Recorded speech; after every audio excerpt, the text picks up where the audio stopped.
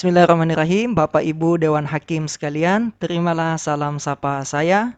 Assalamualaikum warahmatullahi wabarakatuh. Izinkanlah saya pada kesempatan kali ini ingin memaparkan sedikit hal-hal teknis yang harus Bapak Ibu Dewan Hakim sekalian ketahui ketika pelaksanaan MTQ secara daring seperti ini. Langsung saja Bapak Ibu, di dalam aplikasi Zoom Meeting yang kita gunakan ini setidaknya ada hal-hal teknis yang harus Bapak Ibu ketahui. Pertama, bahwasannya di dalam aplikasi Zoom itu ada yang kita kenal dengan host. Host memiliki tugas, salah satu tugas host adalah mengendalikan seluruh kegiatan yang ada di dalam Zoom Meeting. Lalu kemudian di bawah host ada yang namanya co-host. Nah, co-host ini memiliki fungsi yang sama dengan host. Dia juga bisa mengendalikan Zoom Meeting. Ya, kemudian ada yang namanya partisipan. Nah, partisipan ini adalah mereka yang masuk di dalam Zoom Meeting ini, baik itu para peserta MTQ nanti maupun mungkin kafilah-kafilah yang ingin join di dalam Zoom Meeting ini. Pada intinya setelah saya melihat survei yang Bapak Ibu isi sekalian, itu sebagian besar sudah paham mengenai aplikasi Zoom Meeting, namun ada beberapa yang belum sama sekali mengetahui aplikasi Zoom Meeting, bahkan belum pernah menggunakan Zoom Meeting sama sekali. Ya, paling banter menjawab ketika ada pertemuan mengenai MTQ ini. Baiklah Bapak Ibu sekalian, di depan kita ini adalah layar yang nampak ketika aplikasi Zoom Meeting itu dibuka. Sebelum kita lebih jauh mengenalkan aplikasi Zoom ini, Bapak Ibu Dewan Hakim sekalian, diusahakan Bapak Ibu Dewan Hakim sekalian untuk memastikan ketika join ke dalam Zoom Meeting itu harus menggunakan laptop, ya, menggunakan laptop atau komputer. Mengapa demikian? Karena tidak semua fitur itu ada ketika kita join dengan menggunakan handphone. Jadi fitur-fitur yang ada itu sangat terbatas. Sehingga ketika kita menggunakan laptop untuk join, maka semua fitur yang ada di Zoom Meeting itu akan nampak. Sehingga kita bisa leluasa untuk menggunakan fitur-fitur yang ada di dalam kelas Zoom Meeting itu. Baiklah Bapak Ibu sekalian, di sebelah kanan saya ini terdapat yang namanya kolom partisipan. Nah, di dalam kolom partisipan ini, peserta yang join di dalam Zoom semua muncul di sini. Ya. Lalu kemudian di sebelah kiri bawah di sini ada berbagai macam fitur, ya. Ada beberapa fitur yang Bapak Ibu Dewan Hakim bisa gunakan, ya. Pertama, fitur mic, video, dan share screen, lalu kemudian tombol chat. Ini adalah fitur-fitur dasar yang harus dipahami oleh Bapak Ibu Dewan Hakim sekalian. Adapun mengenai tombol security, polling, kemudian record, reaction, lalu kemudian di dalam tombol more ini ada yang namanya live YouTube, live Facebook. Saya rasa itu nanti biarlah bagian operator yang memahaminya. Tapi insya Allah dalam kesempatan ini saya akan sedikit menyinggung hal-hal itu sehingga operator atau teknisi nanti yang akan bertugas ketika pelaksanaan MTQ itu dapat memaksimalkan fitur-fitur yang ada di dalam aplikasi Zoom. Baiklah Bapak Ibu sekalian, di sebelah kiri atas itu terdapat yang namanya meeting information. Nah, meeting information ini ketika kita klik berisi tentang informasi Zoom meeting yang sedang kita buka. Seperti contoh, ya, bilik 1, penulisan karya ilmiah. Sehingga Bapak Ibu Dewan Hakim sekalian, ketika masuk ke dalam Zoom, pastikan tidak salah masuk kelas. Sekali lagi, pastikan Bapak Ibu sekalian tidak salah memasuki kelas Zoom meetingnya, ya, sehingga pastikan meeting ID yang diberikan itu adalah sesuai dengan meeting ID tempat yang harus kita masuki, ya. Lalu kemudian di sini di bawahnya, di bawah kiri bawah, ini terdapat fitur mic. Ya, fitur mic ini ketika Bapak Ibu klik, maka otomatis Bapak Ibu sekalian bisa berbicara di dalam aplikasi Zoom. Nah, ketika dia silang begini, maka Bapak Ibu sekalian tidak bisa berbicara sama sekali. Sehingga pastikan Bapak Ibu ketika Bapak Ibu ingin bicara, maka posisi mic itu di unmute atau diaktifkan. Ya. Lalu kemudian di sebelahnya ada yang namanya yang gambarnya seperti kamera ini, itu adalah video. Jadi ketika Bapak Ibu mengklik ini video, maka di situ akan nampak wajah Bapak Ibu. Ya, jadi Bapak Ibu Dewan Hakim sekalian ketika mengklik video ini, maka akan nampak ya. Saya rasa ini sudah banyak yang bisa menggunakan berdasarkan hasil survei Bapak Ibu sekalian. Lalu kemudian di sini tombol share screen. Ya, tombol share screen. Di dalam tombol share screen ini Bapak Ibu, di sini Bapak Ibu bisa men-share segala bentuk apapun itu yang ingin di-share. Baik itu video, baik itu file dalam bentuk PDF, PowerPoint maupun dalam bentuk Word ya. Sehingga Bapak Ibu ketika mengklik tombol share screen ini, maka Bapak Ibu akan diarahkan kepada tampilan seperti ini. Sehingga ketika kita ingin menampilkan sebagai contoh ya, ini ketika kita klik salah satu di sini, umpamanya ini ya, kita klik ya, sebelum Bapak Ibu sekalian share men-share screen ini ya, mengklik tombol share ini, pastikan Bapak Ibu itu mengklik dulu atau mencentang tombol share computer zone ya. Baru lalu kemudian Bapak Ibu sekalian mengklik tombol share. Maka di situ akan muncul di layar HP maupun kamera yang ada di dalam para partisipan itu akan muncul dengan secara otomatis. Nah, itulah Bapak Ibu sekalian terkait masalah share screen ya, sangat mudah sekali ya. Lalu kemudian kolom chat ya, ketika kita klik kolom chat, maka di sebelah kanan bawah itu muncul type message here. Artinya adalah ketikkan pesan kamu di sini. Jadi ketikkan pesan kita di sini. Jadi ketika Bapak Ibu ingin mengklik pesan, maka di sini. Di sini umpamanya Assalamualaikum. Umpamanya seperti ini, ya.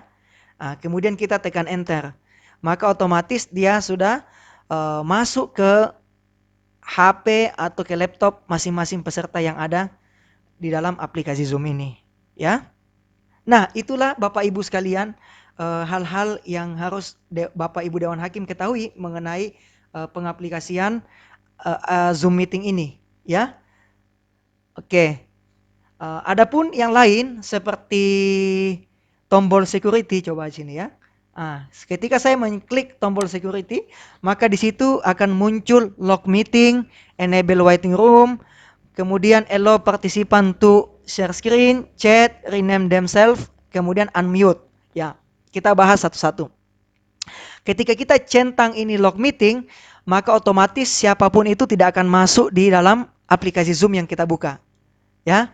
Lalu kemudian ketika kita enable waiting room, ketika ini dicentang Bapak Ibu sekalian, maka ini tujuannya adalah untuk memverifikasi semua peserta yang akan masuk di dalam Zoom meeting. Jadi ketika kelas dibuka, pastikan ini kita centang.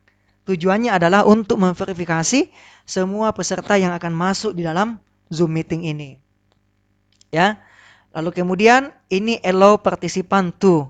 Ini artinya membolehkan partisipan untuk share screen. Ketika kita ingin supaya partisipan bisa share screen, maka di sini kita centang. Ya, kita centang. Ya, jadi kalau ketika kita ingin partisipan juga bisa chatting di dalam Zoom, maka kita centang ini. Ya. Ketika partisipan ingin mengganti namanya sendiri, umpamanya ketika dia join namanya Becce, ya, lalu kemudian diganti menjadi Fatima. Kita harus centang ini sehingga yang nama Becce tadi diganti menjadi Fatima. Ya, seperti itu, ya. Kemudian unmute themselves ini artinya kita membolehkan semua partisipan untuk mengaktifkan dan menonaktifkan mic-nya masing-masing. Ketika kita centang ini, ya, semua partisipan itu boleh mengaktifkan mic-nya sendiri. Tapi saran saya Bapak Ibu sekalian, tidak perlu kita mencentang ini, ya, tidak perlu dicentang. Kenapa? Ketika kita tidak centang ini, ya, semua partisipan tidak bisa sebebasnya untuk mengaktifkan mic-nya. Otomatis dia menunggu persetujuan daripada host, ya. Jadi dia harus menunggu persetujuan host maupun co-host untuk kemudian diaktifkan mic-nya. Jadi alangkah bagusnya tidak usah dicentang, ya, sehingga mereka itu tidak bisa mengaktifkan mic-nya. Sebab kalau peserta aktif mic-nya, maka akan sangat mengganggu kegiatan yang ada di dalam aplikasi Zoom Meeting, ya, akan menimbulkan kegaduhan. Sehingga hal ini harus kita antisipasi, ya. Nah, itu. Lalu kemudian di sini ada namanya tombol polling. Nah, tombol polling ini tujuannya untuk mempolling. Ini bisa juga digunakannya untuk mempolling sesuatu. Untuk mungkin minta tanggapan dari peserta yang hadir, bagaimana bacaan si A mungkin, atau bagaimana, minta saja pandangan. Tapi bukan jadi ini bukan hasil yang bersifat final, hanya sekedar ingin melihat antusiasme dari partisipan. Oh, gimana nih bacaannya dia, dan yang dia kan kita membuat polling. Tapi bagi saya ini tidak usah diotak-atik, ya, kalau tidak begitu dibutuhkan. Lalu kemudian di sini ada klik record. Nah, ini juga Bapak Ibu Dewan Hakim sekalian harus setidaknya merekam. Jadi ketika mungkin ingin mendengar ulang lagi bacaan atau dan lain sebagainya, ini bisa direkod, ya, bisa direkam, ya, supaya di dalam penilaian mungkin kita lebih objektif, kemudian lebih profesional. Mungkin bisa menggunakan tombol rekam ini supaya bisa kita dengarkan kembali ngaji apa yang dilakukan oleh peserta, atau mungkin kita membuat rekaman untuk menayangkan kembali di lain sesi, begitu, ya. Di sini ketika kita klik tombol record, langsung kita ke record on this computer. Otomatis ketika kita klik ini, maka akan masuk secara otomatis di dalam laptop kita, ya. Itu Bapak Ibu sekalian, ya. Kemudian ini ada tombol reaction. Nah, tombol reaction ini ada dua, ada tombol tepuk tangan, ya, ada tombol jempol, ya. Kalau kita klik tepuk tangan, di sini tepuk tangan, ya. Ini jempol, seperti itu Bapak Ibu, ya. Nah, di sini di titik 3 itu ada berisi tentang live on Facebook, live on YouTube. Di sini bisa kita live-kan kegiatan kegiatan kita yang ada dalam aplikasi Zoom, bisa di live-kan di Facebook, bisa juga kita live-kan di YouTube, ya. Kemudian di bawahnya ini adalah breakout room. Nah, Bapak Ibu, ini breakout ini adalah tujuannya adalah membentuk kelompok-kelompok kecil. Umpamanya seperti ini maksudnya. Ini aplikasi Zoom, room meeting yang sedang kita buka adalah room besar. Dengan kita breakout seperti ini, maka kita bisa menjadikan beberapa kelompok-kelompok kecil yang ada di sini, ya. Di sini diatur saja, tinggal mau dibuat berapa ruangan, seperti itu, ya. Mau dibuat berapa ruangan, ya. Seperti ini, ya, itu bisa, ya. Umpamanya kita mau teknis, ya. Bapak Ibu Dewan Hakim mungkin ada beberapa begitu ingin membagi kelasnya dengan menggunakan satu aplikasi saja, bisa terbagi-bagi seperti itu, ya. Namun saran saya adalah ketika event sebesar ini, alangkah bagusnya kita menggunakan satu kegiatan, satu akun. Jadi bisa fokus. Jadi masing-masing bisa fokus dengan kegiatannya tanpa tersibukkan dengan kegiatan-kegiatan yang lainnya.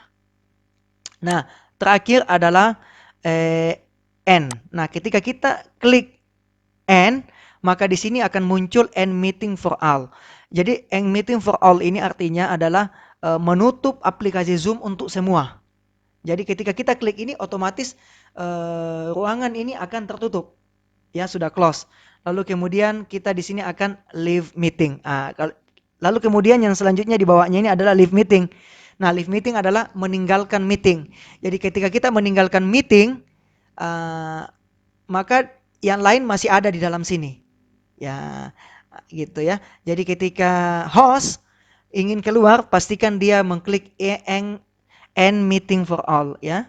Jadi memastikan kelas ini sudah tertutup sehingga tidak ada lagi yang bisa mengotak-atik kelasnya.